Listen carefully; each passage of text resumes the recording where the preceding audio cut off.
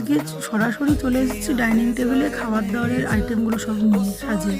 আজকে খুব একটা বেশি রান্না কিছু করিনি, তার কারণ যা গরম পড়েছে আর ইচ্ছা করছে না। একটু আলু সিদ্ধ দিয়েছিলাম ভাতে, আর খুব ঝাল করে আলু সিদ্ধটা দিয়ে মেখে গরম গরম ভাত খাচ্ছি। আর একটু জাস্ট টমেটো কষা করেছিলাম, স্টমাক গলা।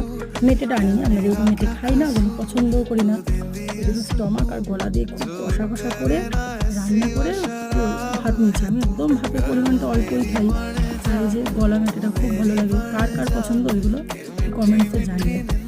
আর তারপর গতকালকে চিকেনটা ছিল, সেটাকে একদম শুকিয়ে একটু ঝাল দিয়ে গাছের থেকে একটা লেবু পেড়ে নিয়ে এসে বেশ ভালো মতন লেবুটাকে চিপে ভাতের সঙ্গে মেখে খাচ্ছি। লেবু বেশ ভালোই রসটা হচ্ছে, এই প্রথম গাছ থেকে লেবু পারলাম।